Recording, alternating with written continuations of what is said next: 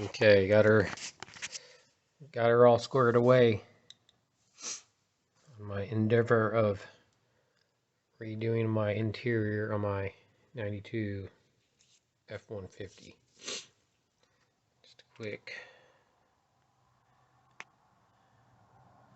once over. Got my wires taped up for my, I think it was out of a 2001 Ford Explorer overhead console. That's the bracket. I had to kind of cut it up to make it work. And the pigtail, all my cab lights are rewired, because the original owner put the cab lights on. They had different cab lights. I changed them out to a different set, but kept the wiring. And then originally they run it down the driver's pillar. Anyway, I run it all the way down to the passenger on this one, like I've been wanting to do for years. I'll get over there real quick. Okay, so they're all running, tied into one main line. Got it all taped.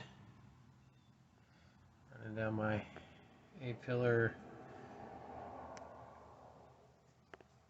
Kind of see that green wire going down there, and then down behind the dash, and then this connector here is for the factory Ford cab lights, if it had it. And there's brown wire. Just tap into that for the cab lights for that. I think the other one's ground. Those are, my lights are grounded to the cab. So there's that. I got my power cord for my sub amp. I got everything tucked in my door for now. And also the coax cable comes from my cargo light. And I got it wrapping around.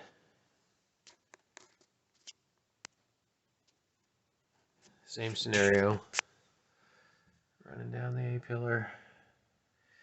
And for right now I just got it all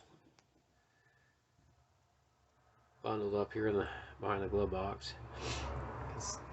You'll see when I get this all back together, I have my CV right in this area. About the only place you can put it. It's a pretty good size unit. Got all my holes cut for my wiring, and for my seat belts, and for my seat pan studs. So I get the wiring run, hook everything back up, and then get the carpet